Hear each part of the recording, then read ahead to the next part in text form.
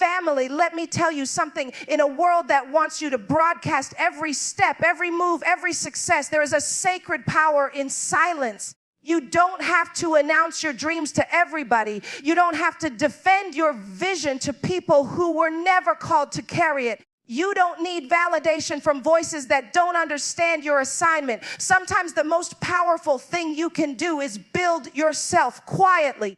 Because quiet doesn't mean weak. Quiet doesn't mean small. Quiet means rooted. Quiet means grounded. And when God finishes developing you in the dark, no stage, no critic, no hater will be able to take away what he's placed inside of you. When you look around at the world we're living in, it feels like everything is loud. Social media is loud. Success is loud. Opinions are loud. Everyone wants to show what they're doing, where they're going, what they've bought, who they're connected to. It can make you feel like if you're not posting, if you're not announcing, if you're not showing off your every move, then somehow you're behind. But the truth is, noise does not equal progress. Just because something is loud doesn't mean it has weight. Just because it's visible doesn't mean it's valuable. Some of the strongest things in this life are silent. Think about a seed buried underground.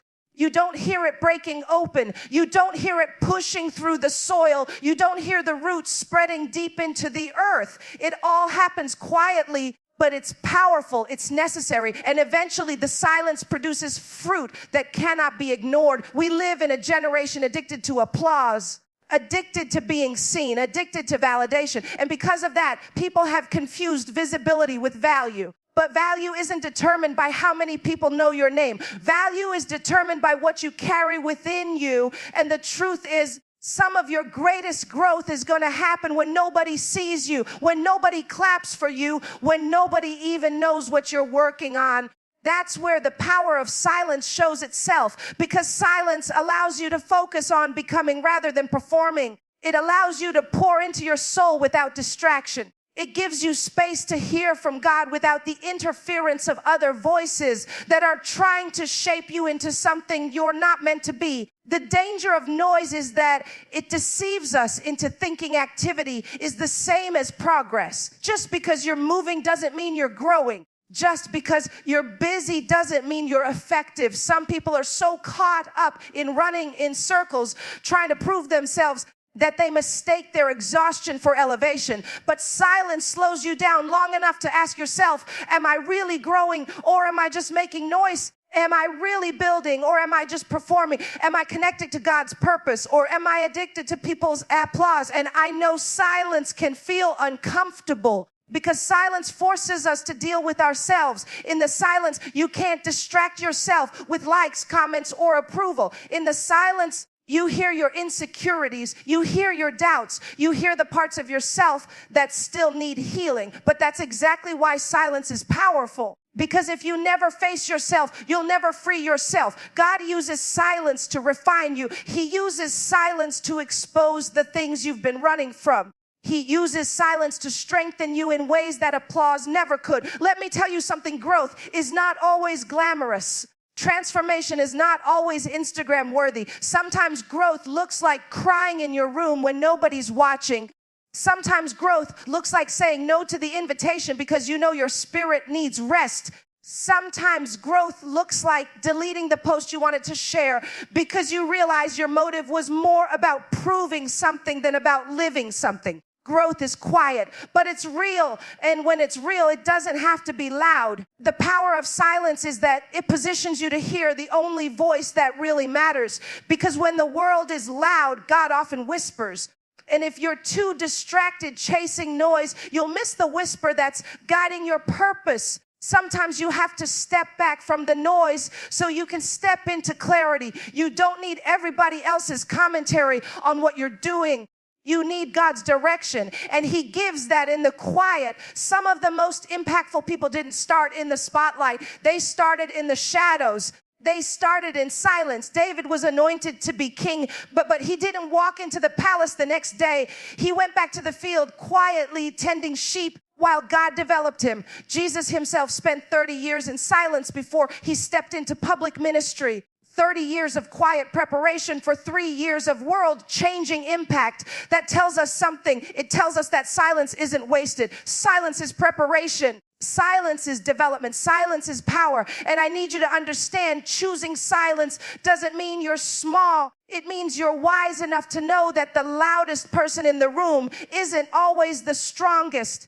It means you're secure enough to let your work speak for itself when the time is right. It means you're disciplined enough to prioritize substance over show. Because there will come a time when what you've been building in silence will speak louder than any announcement you could have made. The pressure to be seen, the pressure to be known, the pressure to be celebrated, it's heavy. But silence teaches you how to carry purpose without depending on applause.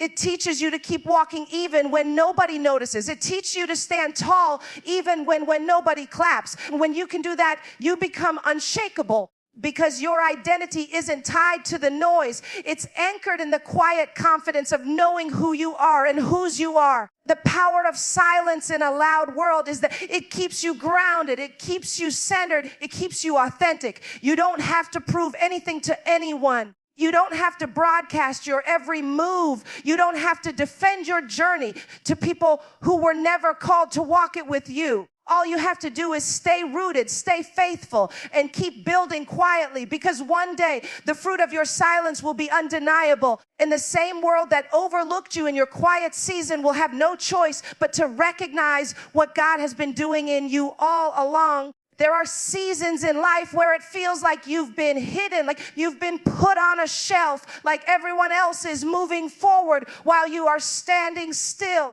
Pray, you prepare, you work, and yet nothing seems to be happening on the surface. It feels dark, it feels quiet, and it feels lonely. But those are often the seasons where God is doing his deepest work in you. Because when God develops you in the dark, he is not punishing you. He is protecting you. He knows what he placed inside of you, and he knows the weight of the assignment he's calling you to carry. If he were to expose you too soon, you would not be able to withstand it. That is why the dark season matters.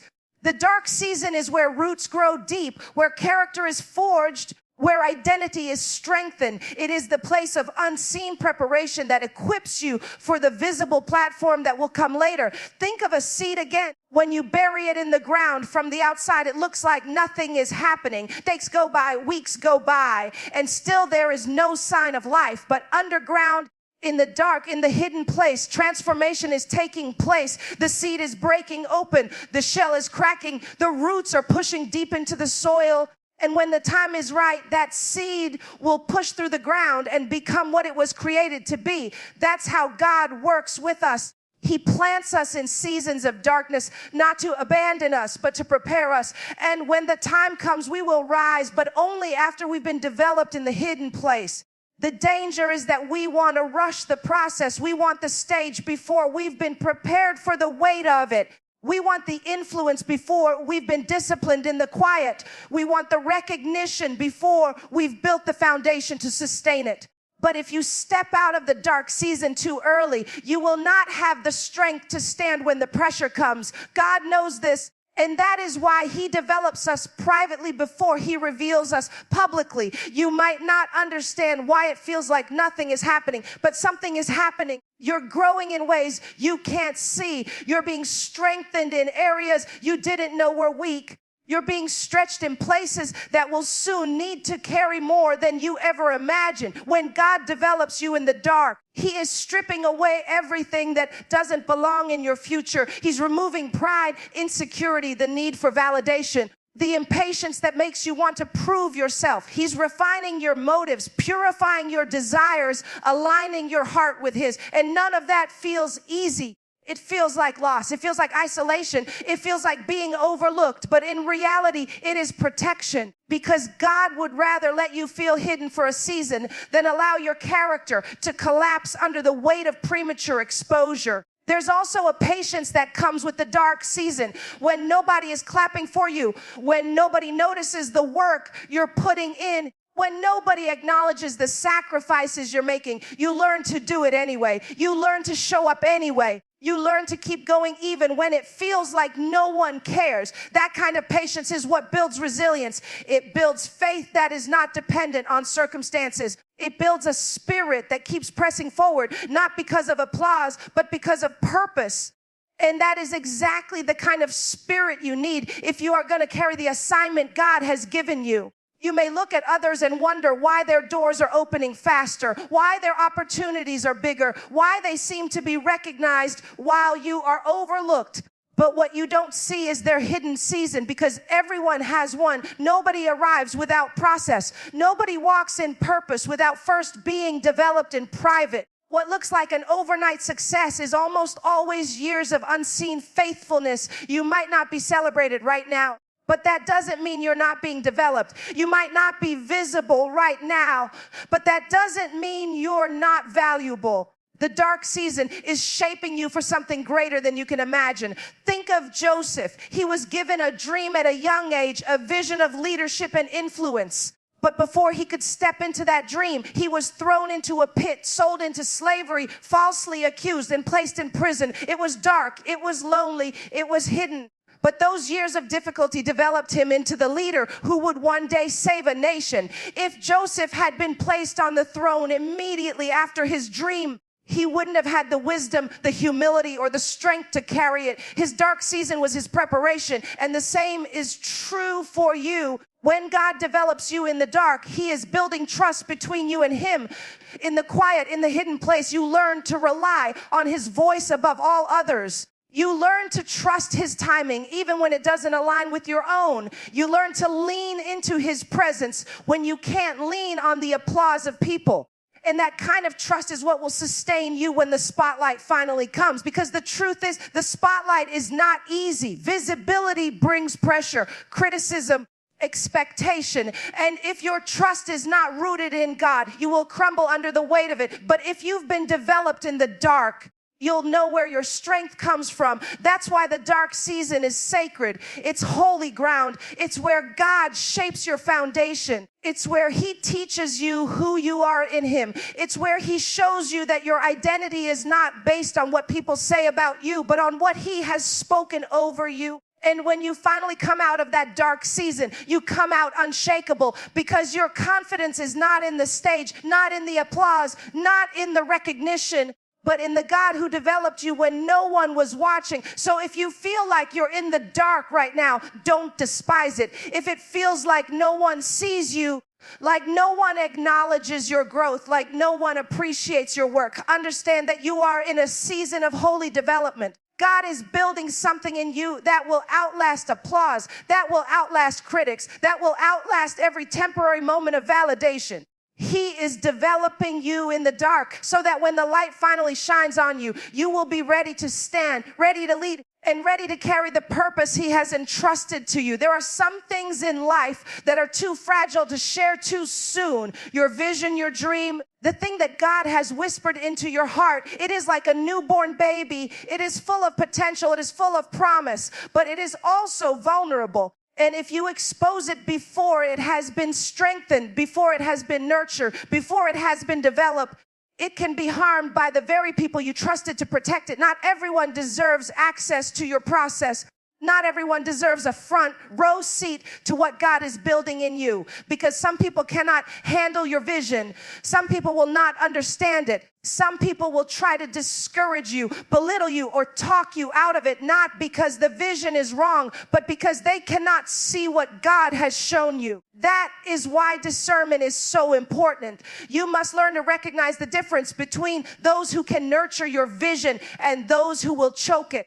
Some people only see you through the lens of who you used to be. And when you share what God has called you to do, they measure it against the person you were instead of the person you are becoming. Their doubt, their fear, their disbelief can creep into your spirit and make you second guess yourself. That's why you have to protect your vision. You don't owe an explanation to everyone. You don't have to convince anyone. You don't have to defend yourself to those who lack the capacity to understand your calling. Your vision is not up for debate. It is a gift from God, and it is your responsibility to guard it until it is strong enough to stand on its own. Think about the story of Mary when the angel told her she would give birth to Jesus. She didn't run out and broadcast it to everyone. She pondered these things in her heart. She carried the vision quietly, nurturing it in silence because she knew it wasn't time for it to be revealed.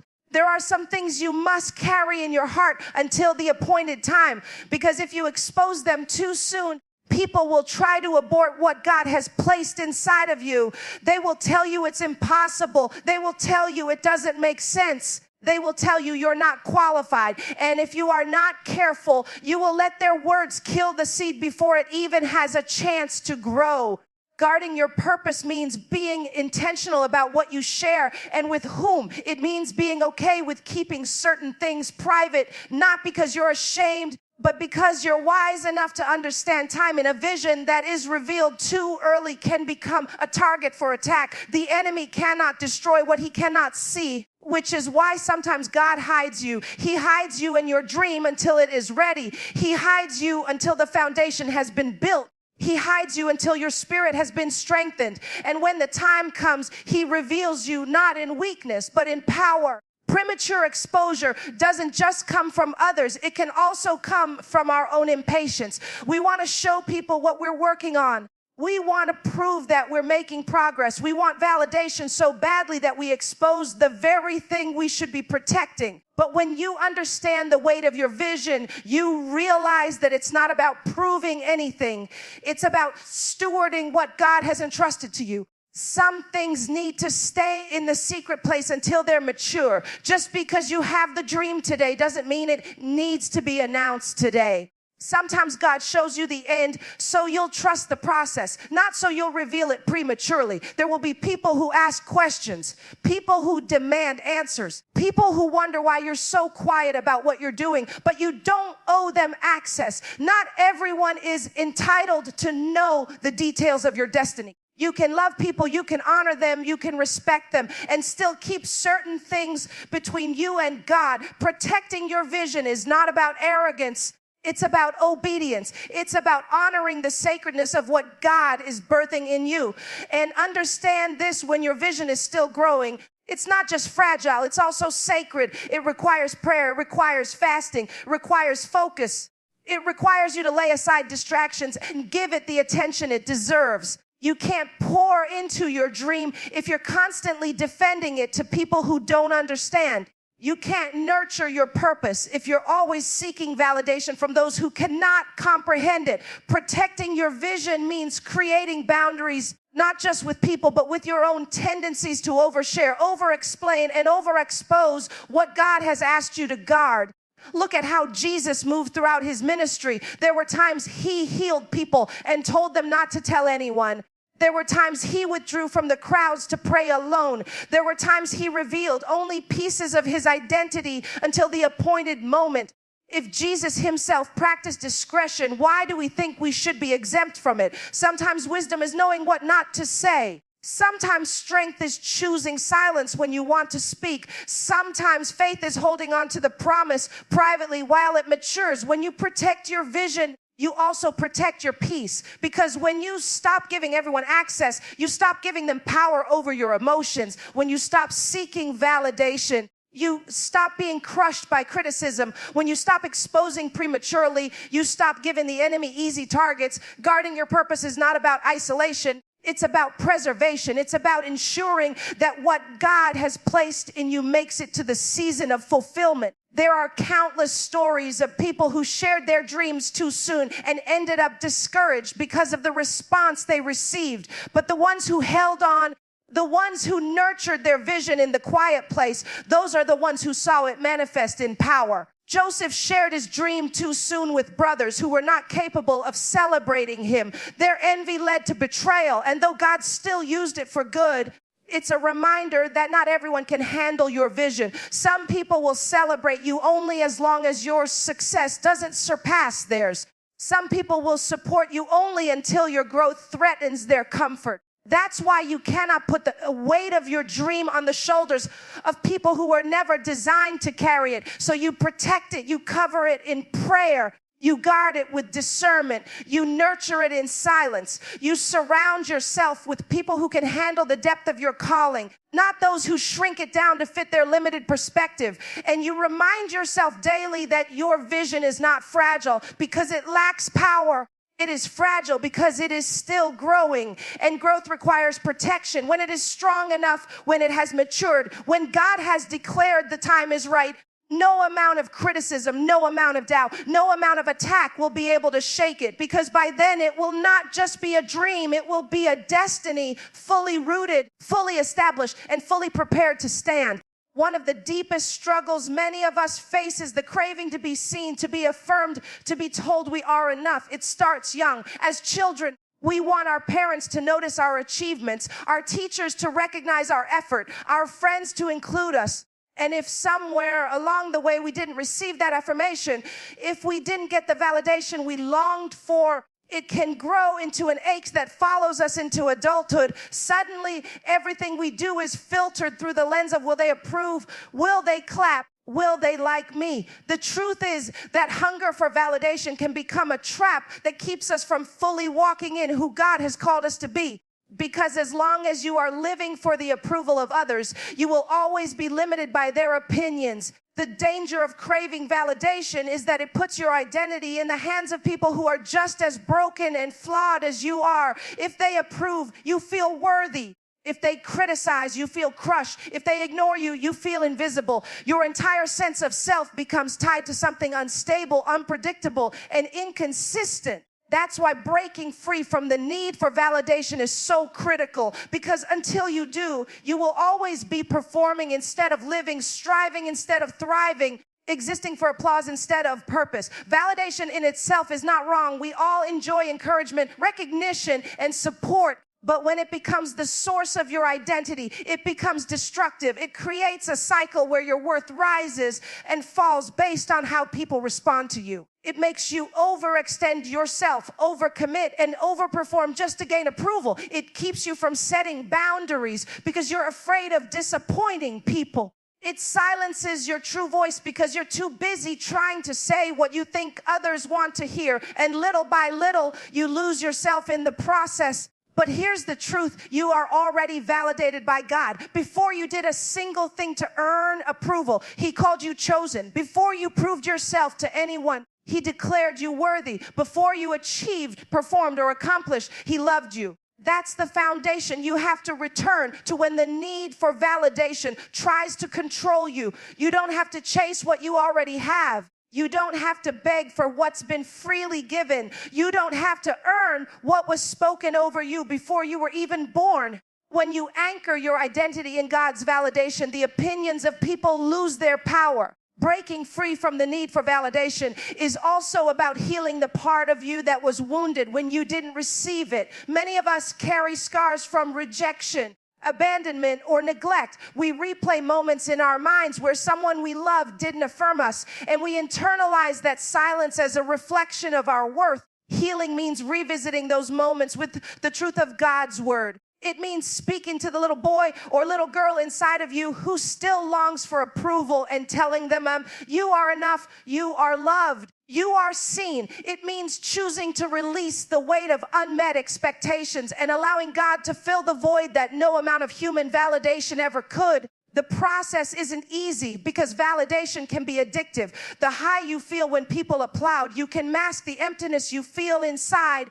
But the crash always comes when the applause fades. That's why you have to shift your focus from external applause to internal alignment. Instead of asking, do they approve of me? You begin asking, am I aligned with who God created me to be? Instead of measuring your worth by likes, comments, or recognition, you begin measuring it by obedience, integrity, and growth. You learn to clap for yourself even when no one else does, because you know the progress you've made, the battles you fought, the strength it took to keep going when everything in you wanted to quit. Confidence without applause is not arrogance. It is freedom. It is the ability to stand tall in your purpose even when no one notices. It is the strength to walk into rooms without needing to be the center of attention. It is the quiet assurance that your value doesn't fluctuate with people's opinions. And when you carry that kind of confidence, you become unshakable. You no longer bend and twist yourself to fit into molds that were never meant for you. You no longer silence yourself to make others comfortable. You no longer exhaust yourself chasing approval that was never yours to chase. You live free, and that freedom is powerful. Breaking free also requires courage, because there will be times when your decision to walk confidently without applause will cost you relationships. Some people are attached to the version of you that was dependent on them for validation. When you no longer need their approval to feel whole, they may feel threatened, offended, or distant, but you cannot shrink back just to keep them comfortable. You cannot dim your light to keep others secure. You cannot go back to chains just because freedom makes someone else uneasy. Walking confidently without applause means being willing to lose some people along the way, knowing that God will always surround you with those who can celebrate you without needing to control you. It also means being willing to stand alone at times. There will be seasons where your obedience doesn't make sense to others, where your growth goes unnoticed, where your sacrifices are unappreciated. In those moments, you have to remind yourself that purpose is not about popularity. Destiny is not about applause. Legacy is not about how many people clap, but about how faithful you were to the assignment God placed on your life. When you can hold on to that truth, you will find strength to keep going even when the crowd is silent. There is also a peace that comes with breaking free from validation. You stop comparing yourself to others because you're no longer measuring your worth against their recognition. You stop striving endlessly because you realize you don't have to prove anything. You stop second guessing yourself because you've learned to trust the voice of God within you more than the noise around you. That peace allows you to move with clarity, to focus on what matters, and to live in alignment with your purpose without being distracted by the constant need to be seen. One of the most powerful shifts happens when you realize your value doesn't increase when people cheer for you, and it doesn't decrease when they criticize you. Your value is fixed because it comes from God, not from them. That understanding frees you to take risks, to pursue dreams, to step into arenas you would have once avoided out of fear of rejection. It frees you to embrace failure as part of growth instead of as a reflection of your worth. It frees you to be authentic, to speak your truth, to live boldly, because you are no longer bound by the chains of approval. And when you live this way, something beautiful happens. You become an example for others who are trapped in the same cycle. Your confidence without applause gives them permission to stop chasing validation too. Your freedom inspires them to believe that they can be enough without constant approval. Your authenticity creates space for others to be authentic too. By breaking free from validation, you don't just set yourself free. You create a ripple effect that empowers others to do the same. So the journey of breaking free is not just about you. It's about the impact you carry when you are no longer bound by people's opinions. It's about the purpose you fulfill when you're no longer distracted by the need to be liked. It's about the freedom you model when you show the world that confidence is not built on applause, but on truth. And the truth is this: you are already enough. You are already worthy, and you are already loved with or without validation. We live in a world that rewards display more than discipline. People celebrate the big announcement, the dramatic transformation, the highlight reel, but they rarely see the quiet consistency behind the scenes. They don't see the hours of sacrifice, the small decisions, the repeated efforts that build strength over time. But what truly sustains success is not what you display for others to see. It's the discipline that nobody notices. The way you show up daily when no one is clapping. The way you commit to the process even when the results are not immediate. The way you honor your values and your growth even when nobody acknowledges it. That is what builds character. That is what creates a foundation strong enough to withstand pressure. Discipline always outlasts display. Display is easy because it only asks for a moment. You can fake display. You can post something that looks like progress.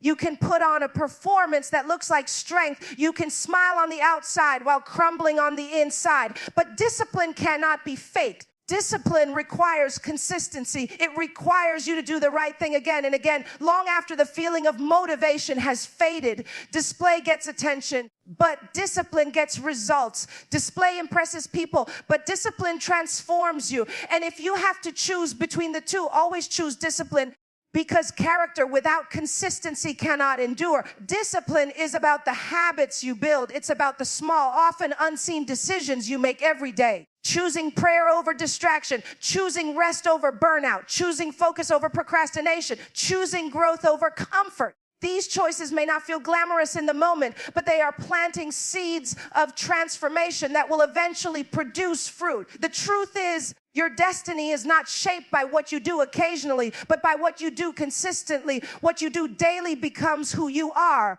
And if you want to become the person God created you to be, you cannot build your life on display. You must build it on discipline. The problem is that discipline doesn't feel rewarding at first. It feels ordinary. It feels thankless. It feels like you're doing a lot of work with very little recognition, but that's the beauty of it. Discipline teaches you how to keep going without applause. It teaches you how to stay focused when no one is watching. It strengthens the parts of you that performance could never reach. And one day, the results of your discipline will speak louder than any display you could have manufactured. Think about an athlete training for a race. The crowd only sees the performance on race day, but what they don't see are the countless early mornings, the strict diet, the long hours of practice, the times they wanted to quit but didn't. Discipline built the athlete. Display only revealed what discipline had already created. The same is true for you.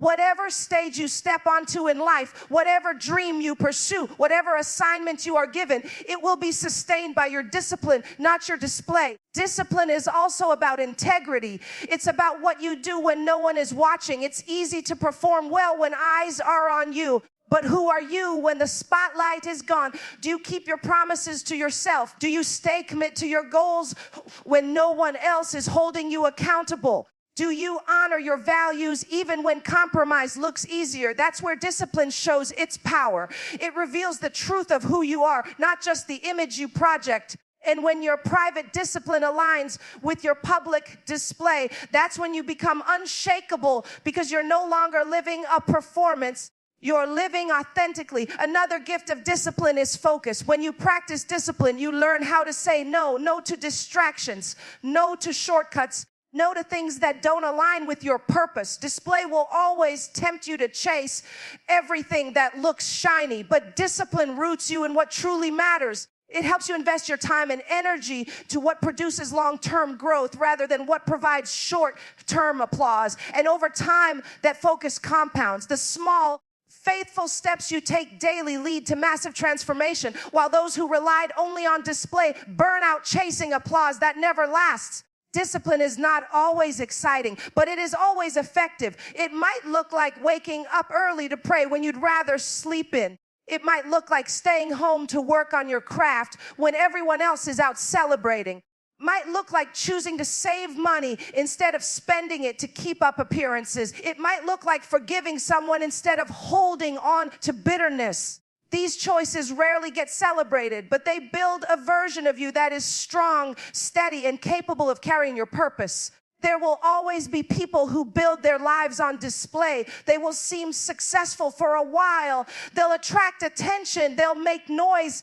They'll appear impressive. But when the storms come, and they always come, display will not be enough to sustain them. Without discipline, they will crumble under the weight of pressure. But those who have chosen discipline over display will endure, because they have been building something real beneath the surface. They have been strengthening their roots, deepening their foundation, preparing for the moment when the test comes. Discipline also requires humility, because discipline forces you to embrace the process without rushing for the spotlight. It teaches you that greatness is built in the small things, not just the big ones. It teaches you that consistency matters more than recognition. It strips away the ego that craves applause and replaces it with a steady heart that craves growth. And when you learn to embrace humility, You stop performing for approval and start living for purpose. And yet, discipline is not just about external habits, it's about internal transformation.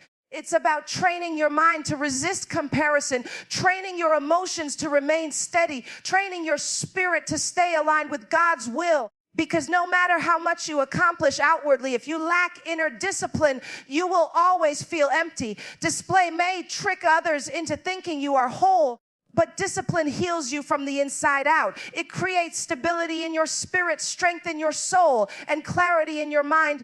That is why it is more valuable than any temporary applause display can offer. So the choice becomes clear. Will you live for display, constantly seeking validation, constantly chasing recognition, constantly exhausting yourself trying to keep up the performance? Or will you choose discipline, quietly building strength, consistently sowing seeds, faithfully preparing for what's ahead? Display will make you popular, but discipline will make you powerful. Display will get you attention, but discipline will get you transformation. Display will fade, but discipline will last. And if you want a life that is rooted, if you want a purpose that is unshakable, if you want growth that cannot be undone, you must choose discipline over display every single time.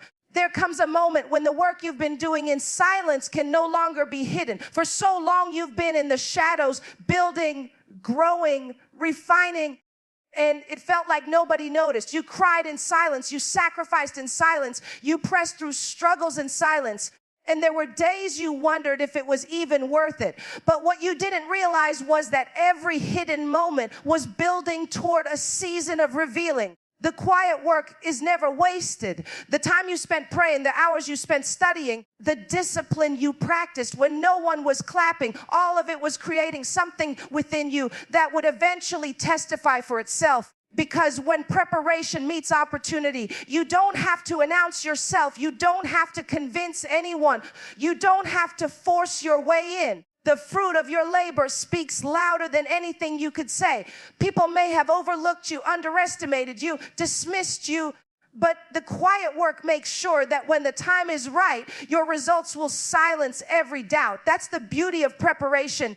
It positions you to rise when opportunity knocks. If you have not prepared, opportunity will pass you by. But when you've been faithful in the quiet place, when you've been diligent in the unseen moments, when you've been consistent even without applause, the opportunity becomes the stage for your preparation to manifest. That's why you don't have to worry about being seen too soon, because when God decides it's your time, no one can block it. When He opens the door, the preparation you carried will walk you through it. We've all seen people who tried to step into opportunity without preparation. They rushed into a platform before they were ready, and the weight of it exposed their lack of depth. The spotlight revealed that their foundation wasn't strong. But the ones who took their time, who embraced the quiet work, who allowed themselves to be developed in private, when the spotlight finally found them, they were unshakable. They weren't scrambling to figure it out because they had already been practicing in the dark. They weren't shaken by pressure because pressure had already been training them all along. The quiet work had already prepared them for what the loud stage would demand. There's something powerful about letting your results speak for themselves, because talk is cheap, but fruit is undeniable. You don't have to explain fruit. You don't have to defend fruit. You don't have to argue about fruit. When the tree produces, it proves itself, and your life is the same way. You don't have to defend your process. You don't have to convince doubters. You don't have to argue with critics. All you have to do is keep working, keep building, keep preparing, because one day the quiet work will show up in your results, and the very people who questioned you will be silenced by what they see. The quiet work is also what builds credibility. People may be impressed by charisma, but they trust consistency. Anyone can put on a show for a moment, but not everyone can stay committed long enough to produce something real. When people see the fruit of your quiet work, when they see that you have been faithful, when they see that your results align with what you've been saying, that's when your influence becomes undeniable. Your credibility isn't built by what you announce. It's built by what you produce. Think about David again. When he faced Goliath, he didn't need to convince anyone that he was ready. He didn't need to stand there and explain his qualifications. He simply said, the same God who helped me defeat the lion and the bear will help me defeat this giant. That was the quiet work speaking. The battles nobody saw prepared him for the battle everybody would see. And because he had been faithful in the unseen, he was victorious in the visible. That's how the quiet work moves. It trains you in private so you can stand in public. And the truth is, your results will always speak louder than your announcements. You don't have to post about everything you're doing. You don't have to broadcast every step. Because if you keep working, if you keep preparing, if you keep showing up in the quiet, eventually the results will become undeniable. People will look at your life and see growth. They will see transformation. They will see excellence. And it won't be because you talked about it. It will be because you lived it. The quiet work also protects you from pride. Because when you know how much you had to endure, when you know the nights you stayed up, the tears you cried, the sacrifices you made, you don't take the blessing for granted. You don't walk into opportunity arrogant. You walk in grateful. You don't treat the platform like a right. You treat it like a gift, and that humility keeps you grounded. It reminds you that the glory doesn't belong to you. It belongs to God. The quiet work taught you that it was never about applause. It was always about obedience. There's also a peace that comes with letting results speak for themselves. Because when you're focused on quiet work, you're not distracted by proving yourself. You're not weighed down by trying to convince people who don't believe in you. You're not wasting energy explaining what they'll never understand. You're free to focus on what matters, growing, building, becoming. And when the results come, you don't have to say a word. The work testifies. The fruit speaks. The results stand as evidence. This is why patience is so critical. Because sometimes it feels like your results are taking too long to show. You've been working and working, but you don't see the fruit yet.